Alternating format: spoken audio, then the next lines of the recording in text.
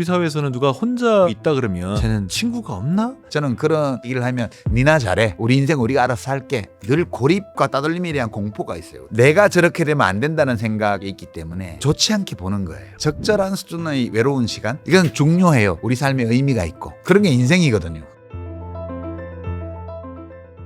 안녕하세요, 한석준입니다. 이 시대 대가들의 순도 높은 지식을 전하는 지식인 초대석. 오늘은 깊이 있는 통찰로 이 시대를 꿰뚫어서 또 많은 사람들에게 해석을 해주시는 시대의 지성인 유시민 작가님을 모셨습니다. 어서 오십시오. 예. 오긴 왔는데 소개가 너무 과해서 민망하네요. 그냥 뭐 책 읽고 글 쓰는 사람. 그 정도죠, 저는. 알겠습니다. 책 읽고 글 쓰는, 썼다 하면 30만 부씩 팔리는 이 시대의 작가 유시민 작가님 모시고 얘기 나눠보겠습니다. 그것도 민망합니다. 작가님의 일상이 아침에 일어나면 작업실 가서 하루 종일 책 보고 그리고 내 생각도 좀 쓰고 이렇게 혼자 있는 시간이 참 귀하다 라고 하셨습니다. 제가 이제 사람들하고 많이 부대끼면서 살았던 것 때문에 사실은 이렇게 조용히 혼자 지내는 게 좋은데 그렇게 못 살았나 봐요. 그러다가 몇 년 전부터 주로 책 읽고 글 쓰고 이렇게 혼자 있으니까 이게 원래 나한테 맞는 거였는데 되게 엉뚱하게 살았구나 그런 생각도 많이 들고 그래서 좋고요. 그다음에 뭐 외로움이라는 감정이 사람들이 되게 피하고 싶어 하고 그러면 뭐 문제 있는 것처럼 그렇게 생각하는 경우도 많은데 적절한 수준의 외로운 시간? 이거는 되게 좋은 것 같아요. 그게 있어야 다른 사람하고 어울리는 시간이 더 좋게 느껴지는 거예요. 그런 말도 하더라고요. 타에 의해서 혼자 있으면 외로운 거고 내가 선택하면 고독한 거다. 뭐 외로움이라고 하든 고독함이라고 하든 본인이 선택한 거면 괜찮겠죠. 근데 난 혼자 있기 싫은데 혼자 있어야만 돼 이러면 그쪽 괴로울 수 있어요. 그것도 마음먹기 따라서 삶은 원래 외로운 거야. 원래. 나를 이해해주는 사람이 한 명도 없는 게 정상이야. 근데 한두 명이라도 있으면 좋은 거지. 이렇게 생각을 하면 그게 좀 덜 괴로울 수도 있어요. 그러니까 막 그런 관념들이 있죠. 행복해야 돼 뭐 이런 거요. 왜 행복해야 되지? 행복하면 좋긴 한데 행복 안 하면 내가 문제 있는 것처럼 그렇게 하면 자기 삶이 또 안 좋게 보이거든요. 이게 원래 안 행복한 거고 원래 어쩌다가 가끔씩 행복하다는 느낌? 이런 걸 가지게 되는 짧은 시간들이 있을 때 그럴 때 그거 있는 게 굉장히 운이 좋은 거다.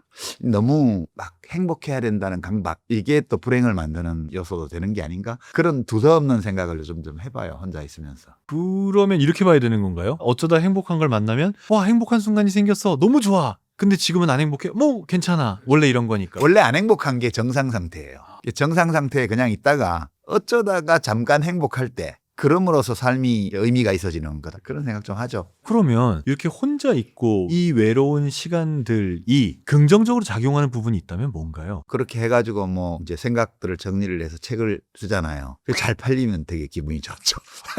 내가 어떤 생각을 하거나 어떤 감정을 느껴서 사람들하고 나누기 위해서 글로 정리하고 이런 것도 고통도 따르지만 또 괜찮은 일이긴 해요. 사람들하고 잘 교감이 된다는 뜻이잖아요. 제가 책을 냈는데 사람들이 많이 보면 나만 그런 생각을 한 게 아니었고 또 이런 감정을 나누고 싶어하는 사람들이 있다는 걸 확인하고 그럴 때 또 만족감을 느끼는 게 우리 본능 중에 하나인 것 같다 그런 생각도 좀 하죠. 그런데도 여전히 우리 사회에서는 누가 혼자 계속 있다 그러면 쟤는 좀 사회성이 결여됐나? 쟤는 좀 뭐 친구가 없나? 부정적으로 좀 바라보는 시선이 많이 있습니다. 그거는 일종의 본능의 발현이라고 저는 보는데요. 어느 문명에서나 혼자 이렇게 외톨이로 있는 사람을 좋지 않게 보는 그런 분위기는 다 있죠. 근데 이게 왜 그럴까 생각해 보면 내가 저렇게 되면 안 돼라는 두려움 때문일 수 있어요.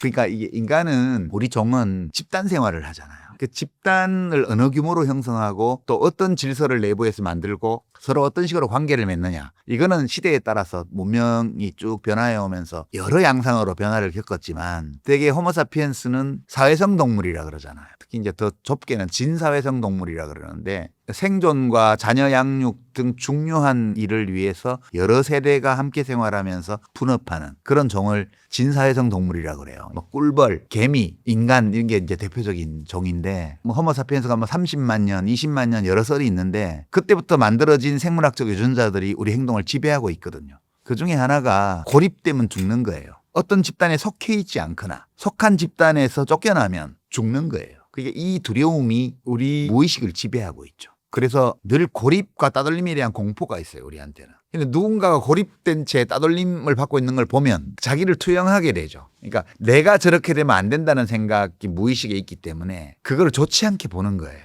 그 사람이 그것을 선택한 경우에조차. 혼자 선택했어도 그 선택이 잘못됐다라고 생각. 그렇죠. 그 사람이 선택한 건지 아니면 그냥 그 일이 일어난 건지를 남들은 잘 알기 어려운데 일단 나는 선택하지 않을 거라고 생각을 하니까 그 사람이 선택했다는 생각을 못 하는 거예요. 그래서 어느 사회든 어느 시대든 자기 자신을 고립시키는 사람에 대해서는 좋지 않게 보는 그런 분위기는 다 있죠. 그렇지만 우리는 유전자가 만든 몸을 가지고 살아가는데 유전자의 노예는 아니잖아요. 이기적 유전자에 나오는 내용이 그거예요. 호모사피엔스는 좀 특이해가지고 원래는 생존하라고 만들었는데 유전자가 우리가 딴짓을 해요. 생존도 하면서도 나는 뭐지? 어디서 왔지? 왜 존재하지? 이 질문을 하잖아요. 이걸 자기 이해라고 그러거든요. 이렇게 생존을 하라고 만든 기계가 시키지 않은 일을 자꾸 해요. 이 부업을 자꾸 하는 거예요, 얘가. 유전자가 주는 명령을 본능이라고 그러는데 본능을 거역해요. 뭐 남을 위해서 죽어버린다고요, 어떤 사람은. 안중근 의사가 이토 히로부미를 총으로 쏴 죽였어요. 그리고 자기도 죽었어요. 생존하라고 만든 기계가 어떤 사회적인 대의를 생각을 해서 그 일을 하는 것만이 내 삶에 의미를 부여하는 거라고 판단을 하고 자기가 죽을 줄 알면서 그 일을 해요. 다시 말하면 혼자 지내는 거는 유전자의 명령에서는 배치되는 건데 점점 그거를 자의로 선택하는 사람들이 많아지는 것도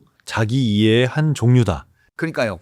그게 생물학자들이 아직 해결 못한 문제라고 그러던데 어떤 인간 집단이 있어요. 그럼 이타 행동을 막 하는 개체가 많은 집단하고 그런 개체가 거의 없는 집단이 서로 경쟁하면 누가 이길 것 같아요? 많은 집단이. 그렇죠. 집단을 위해서 희생하는 개체가 많이 있는 집단일수록 경쟁력이 있을 거 아니에요. 전쟁을 하더라도. 용감히 죽기를 각오하고 싸우는 병사가 많은 부대하고 나만 살아야 돼. 이렇게 하는 병사가 많은 부대가 붙으면 당연히 용감하게 싸우는 병사가 많은 부대가 이기죠. 그런데 이게 묘한 게 그렇게 이타적으로 행동하고 자기를 희생하는 개체가 많으면 그 유전자는 퍼지기가 어렵잖아요. 딱 눈치 봐서 짱 봐서 내가 살아야 돼 이런 개체가 살아남을 확률이 높고 용감히 우리 모두를 위해 싸우는 개체는 죽을 가능성이 높아요.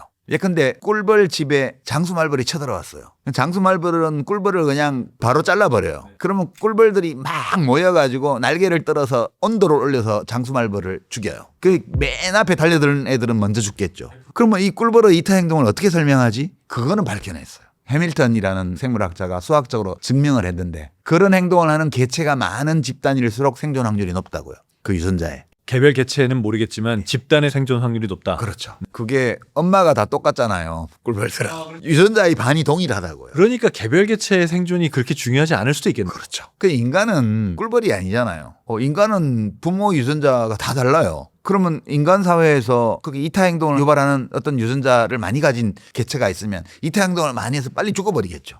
그러면 그 유전자는 퍼지기 어렵겠죠. 어떻게든 나는 살아남아야 돼 이렇게 해서 짝 찾아가지고 애 낳고 이런 유전자가 많이 퍼지겠죠. 그렇게 용감하고 이타적인 개체가 많은 집단은 시간이 지날수록 그 집단 안에서는 이기적인 개체의 비중이 늘어나고 그래서 망하겠죠. 근데 그렇게 안 된다고요. 이상하게 그렇게 안 된다고요. 계속 이타적인 행동을 하는 개체들이 계속 있어요. 제가 읽어본 책에는 아직도 그거를 완벽하게 설명한 책은 못 봤어요. 요거 이제 의문으로 남는 거네요. 그래서 일반적인 사회적인 관습 이런 것을 벗어나서 행동하는 괴짜들을 구박하지 마라. 그러면 얼마 전에 그 유튜브에서 그거 보셨어요?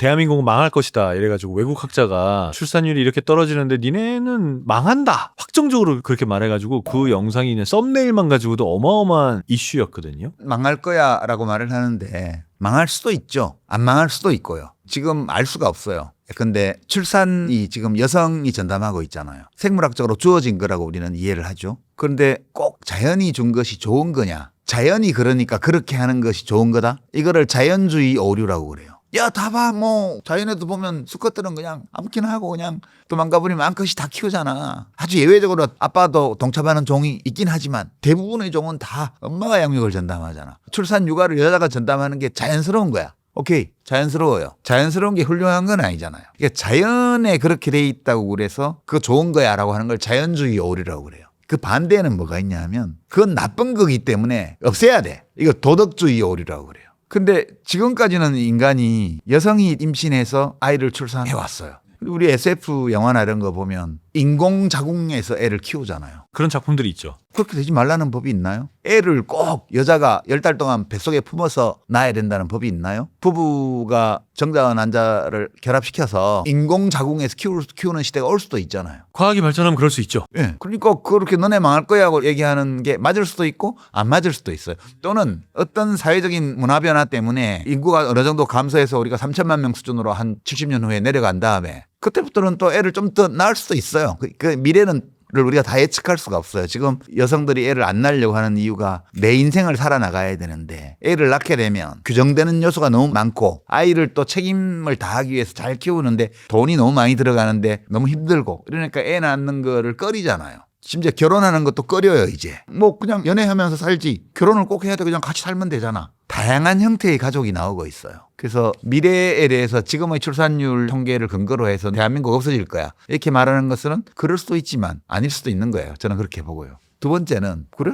그렇게 된다고? 그러면 어때? 그래서 뭐 우리 백이민족이 세운 대한민국이 없어지니까 세상이 망하는 거라고? 아니 그냥 우연히 생긴 거잖아요. 대한민국은. 우리가 선택해서 대한민국 국민이 된 게 아니잖아요. 그냥 태어나서 내가 누구지 이렇게 보니까 대한민국에 내가 사는 데가 이것이 특별히 가치 있는 게 아니에요. 우리가 가치 있다고 생각하니까 가치 있는 거지. 그러면 우리 호모사피엔스가 국민국가라는 네이션 스테이트 그러니까 영토가 있고 국호가 있고 국민이 있고 국적 정치체제가 있고 이렇게 살게 된 게 한 200~300년도 안 돼요. 인종이라는 허구적인 개념, 사회적으로 발명한 개념이죠. 인종이라는 게. 인간은 다 같은 종이에요. 외모가 어떠하든 그것은 특수한 유전자의 발현 때문에 외모가 다르고 머리 색깔도 다르고 눈 색깔도 다르고 신체 구조도 좀 다른 그런 모양으로 생겨나 있지만 생물학적으로 같은 종이에요. 다. 인종이라는 건 없는 거예요. 그러네요. 같은 종의 기준은 뭐냐? 암컷과 수컷이 결합해서 자식을 낳을 수 있는 자식을 낳으면 그게 같은 종이잖아요. 지금 80억 호모사피엔스는 남녀가 짝지으면 다 생식 능력이 있는 이세를 낳을 수 있어요. 같은 종이라고요. 나머지는 다 역사적으로 문화적으로 만들어진 개념들이에요.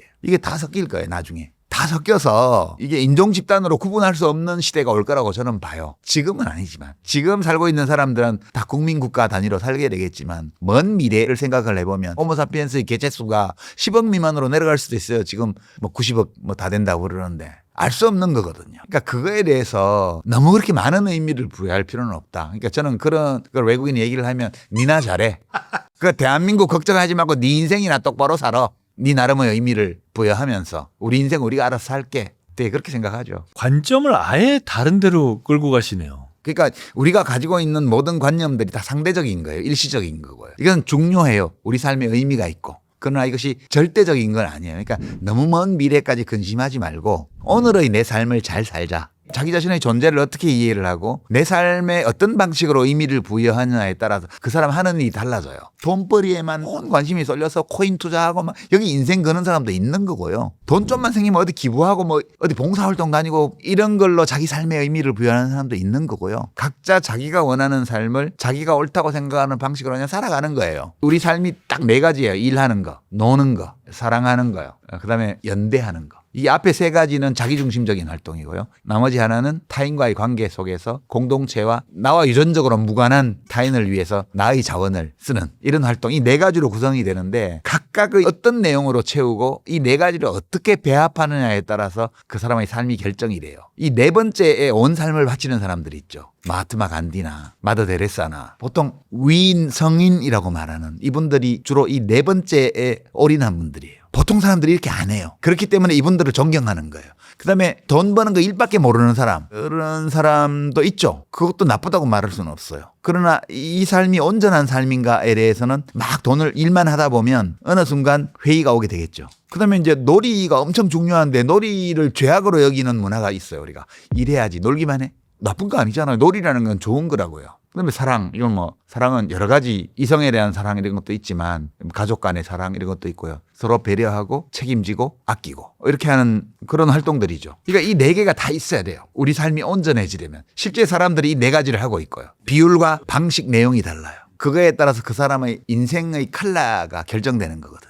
이 4번째에 올인하는 분들은 단색이죠. 옷도 단색으로 입고 다니세요. 그분들 마더 데레사나 마하트마 간디나 이런 사람들은 화려한 옷을 안 입잖아요. 이 단색은 우리가 굉장히 존경하고요. 나머지 3개는 단색으로 가면 욕먹어요. 그래서 3개를 다 잘 배합하는 사람은 또 존중받아요. 아, 저 사람 돈도 잘 벌고 노는 것도 잘 놀아. 근데 이 네 번째 것도 하잖아요. 그 사람이. 그러면 그때부터 존경이 돼요. 그게. 자기중심적인 거는 잘하면 존중해요. 존경까지는 안 가요. 타인을 위한 거, 공동체를 위한 거는 이거를 하면 할수록 사람들에게 존경받아요. 왜냐하면 이쪽이 본업이고 이쪽은 부업에서 오는 거기 때문에 우리 인간은 본업에 집중하면서 부업을 존경해요.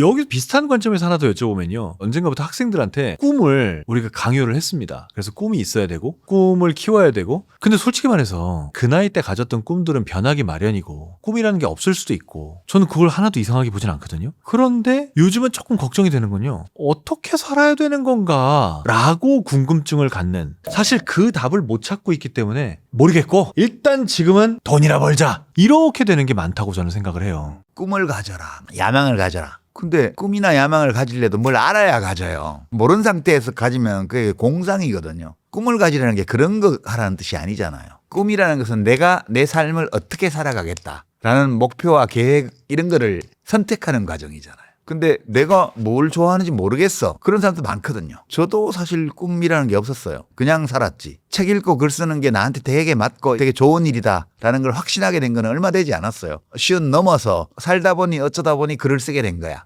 그러니까 그거를 열몇 살에 벌써 꿈을 확정하고 인생 계획을 세우고 이게 되게 무리한 얘기예요. 그리고 죽을 때까지 못 찾을 수도 있어요. 그런 게 인생이거든요. 그건 슬픈 일이네요. 아니 뭐 그럴 수도 있지 뭐 슬퍼요. 그냥 사는 거지. 왜냐하면 뭘 하러 세상에 나온 게 아니잖아요. 우리가 그냥 온 거죠. 그냥 왔어요. 와서 나를 발견한 거잖아요.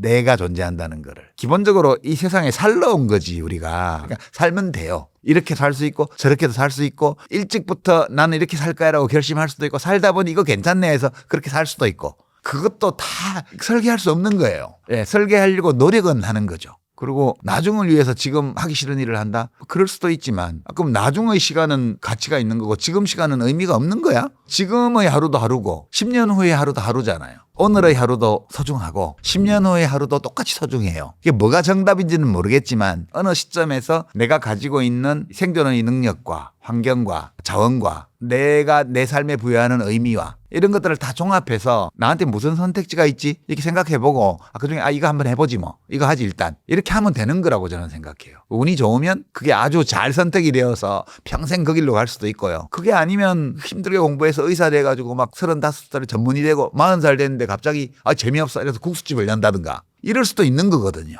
할 수 없는 거예요. 그냥 그 규범과 관습과 전통과 뭐 주변의 기대와 이런 것을 받아들이면서 살아가는 것도 하나의 인생이고 진짜 내가 하고 싶은 일을 하기 위해서 다 집어던져버리고 그 일로 가는 것도 하나의 인생이에요. 어느 것이 더 낫다고 누가 말해주기는 어려워요.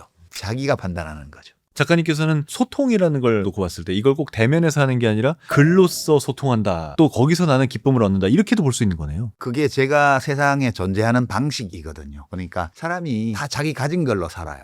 때로 나한테 없는 것을 얻기 위해서 막 노력할 수도 있겠으나 그런 노력을 할 때조차도 자기 안에 있는 걸로 해야 되더라고요. 근데 이제 제 경우는 어떻게 살다 보니까 주로 공부하고 뭐 책 읽고 생각하고 글 쓰고 이걸로 생계도 꾸려나가고 사람들과 관계도 맺어나가니까 결국 이 글을 쓰는 작업이 저라는 한 사람이 이 세상과 이 세상에서 함께 살아가는 다른 사람들과 관계를 맺어나가는 통로인 거죠. 그게. 그러니까 제가 존재하는 방식이고 사람들 사이에서 나의 존재가 일정한 의미가 있음을 확인받는 과정이기도 하고요. 사람한테는 그런 것을 확인할 때 약간의 만족감을 느끼는 그런 본능이 있는 것 같아요.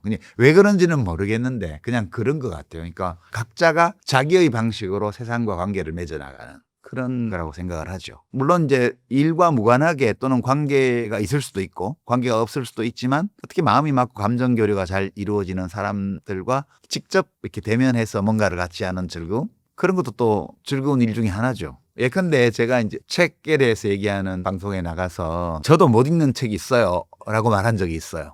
뭐 되게 유명한 소설이고 세계 명작이라 그러는데 잃어버린 시간을 찾아서라든가 뭐 허밀바트의 파수꾼이라든가 짜라투스트라는 이런 책 제가 못 읽거든요. 뭔 말인지 이해도 잘 안 되고 공감도 안 돼서 좀 읽다가 도전해보다가 안 돼요. 저부터 못 읽는 책 많아요. 갑자기 그 지성의 천상계에 계신 분이었는데 우리 중에 하나구나라는 생각이 확 드는데요. 예, 그러니까 그래도 괜찮아요. 그냥 나하고 안 맞는 거예요. 세상에는 책이 많고 그 많은 책 중에 나하고 잘 맞는 책도 있고 안 맞는 책도 있는데 맞는 책만 읽어도 삶이 짧은데 굳이 안 맞아서 너무너무 읽기 힘들고 무슨 말인지도 모를 책을 이게 세계 명작이래. 그러니까 이거 교양인이라면 읽어야 돼. 그래갖고 꾹 참고 읽는 거 굳이 그럴 필요 있겠냐. 이렇게 얘기했더니 나도 그 책 읽으면서 그랬는데 라고 하면서 막 격한 공감을 표하는 분들이 있더라고요. 아, 그게 꼭 잘하는 것만으로 사람들과 관계를 맺을 수 있는 게 아니고 뭘 못해서 그것 때문에 스트레스 받는 사람들끼리는 그 못하는 걸로 또 교감을 할 수도 있어요. 그러니까 궁극적으로 보면 감정의 교류 이런 것 같아요. 같은 감정을 같이 느끼고 서로 나눴다는 것이 뭐 때문에 행복감을 주는지는 모르겠지만 우리가 그렇게 만들어져 있나 봐요. 그래서 그게 되게 저는 살아가는데 별 의미 없는 우리 삶에 그런 것들이 의미를 주는 거 아닌가? 그런 생각을 하죠. 까라마조프가의 형제들과 총균쇠를 끝까지 못 읽은 저로서는 지금 말씀이 정말 감사합니다. 청균세는 재밌는데 저 50페이지까지밖에 못 봤습니다. 맨날 다시 봐도 50페이지에서 끝나더라고요. 안 맞아서 그런 거예요. 까라마조프카의 형제들은 그 삼형제잖아요. 삼형제인데 이름이 길잖아요. 근데 또 관계에 따라서 애칭이 다 다른 애칭이 한 사람당 서너 개씩 나와요.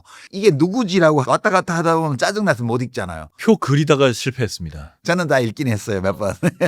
그러면 가볍게 볼 수 있는 책도 있지만 나는 이 단계를 조금은 뛰어넘어서 소위 말하는 지성인들의 책을 보고 싶다라고 하는 20대, 30대가 있다고 가정을 해볼게요. 이런 책이 뭐가 있을까요? 인문학 쪽에서 하나를 꼽으면 제 시기마다 좀 다른 책을 예로 들고 하는데 최근 상황에서는 존 스튜어트 밀의 자유론 같은 책을 권해요. 되게 읽기 편하게 써져 있는 책이거든요. 뭐 칸트나 헤겔이나 이런 철학자들이 읽어도 뭔 말인지 알기 어려운 그런 철학을 한 분이 아니고 정말 대중을 위해서 쓴 철학책이에요. 처음에 쓸 때부터. 그 책을 읽고 나면 우리 헌법을 그냥 다 이해할 수 있어요. 왜냐하면 우리 헌법이 그 책에서 밀이 설파했던 철학과 논리를 토대로 하고 있거든요. 자유민주주의 또는 자유주의적 제도를 갖고 있는 사회이기 때문에 그 토대를 이루는 철학이에요. 그 책을 읽은 사람과 안 읽은 사람은 헌법에 대한 이해도가 다르고 온갖 문제들에 대해서 한마디 할 수 있어요. 과학 쪽에는 옛날 책들이잖아요. 뉴턴의 책이라든가 뭐 갈릴레오의 책이라든가 이런 것들은 위대한 책이긴 한데 몇백 년 지났죠. 예, 지금은 다 아는 내용이에요, 사실. 그 아는 내용을 어떻게 이야기를 했느냐를 보려고 보는 거지 거기에 막 교양 정보가 압축돼 있어 보는 게 아니거든요. 그러니까 그런 책보다는 현대의 과학 커뮤니케이터들 이런 분들이 쓴 책을 보는 게 나아요. 그러니까 이제 고전 물리학 이런 거를 이해하고 싶으면 파인만 책이 있습니다. 물리학 교과서가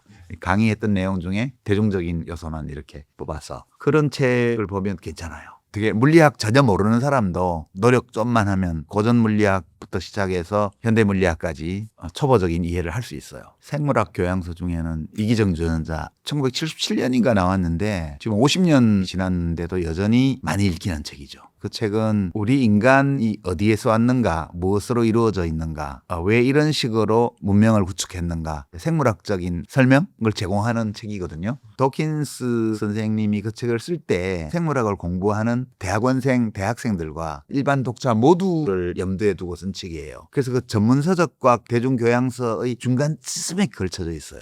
처음엔 좀 읽기 힘들지 몰라도 이해하는 만큼만 처음에 한번 읽고 좀 지나서 두 번째 또 도전하면 좀 더 많이 보여요. 파인만의 책이라든가 도킨스의 이기적 유전자라든가 밀의 자유론 이런 책은 살면서 계속 읽어야 되는 책이에요. 오늘 읽었다고 끝이 아니고 현대의 고전이 된 책들은 산으로 치면 높은 산과 같아요. 그러니까 한 번 올라갔다 와서 그 산을 다 봤다고 말할 수 없는 것처럼 이렇게 우리가 지리산 구례 화엄사 뒤로 계곡 타고 올라가서 노고장까지 걸은 다음에 거기서 종주해서 천왕봉 지나서 진주로 내려왔다. 그럼 그게 옛날 같으면 4박 5일 종주 코스인데 그거를 했다고 해서 그러면 지리산을 다 안다고 말할 수 있냐? 아니거든요. 저쪽에 뭐 칠선 계곡이라든가 뱀사골, 피하골 이런 계곡들이 또 다 따로따로 있으니까 결국 지리산을 안다 이렇게 말하려면 수십 번을 올라갔다 와야 내가 그래도 지리산을 어느 정도 봤겠다.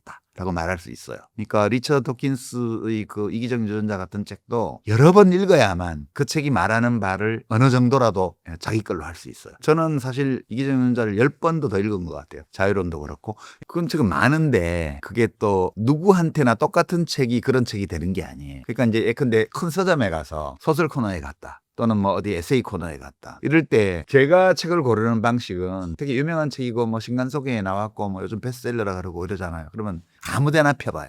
앞쪽부터가 아니고요. 네, 아무 데나요. 손 잡힌 대로 딱 펴고 두 쪽만 읽어요. 두 쪽만. 잘 읽히잖아요. 그럼 나하고 맞는 책이에요. 가운데 아무 데나 펴서 읽었는데 이거 뭔 말하는 거야? 도무지 이해가 안 되거나 또는 아예 읽어지지가 않거나 이러면 잘못 쓴 책이거나 아니면 잘 쓴 책인데 나하고 안 맞거나 그런 거예요.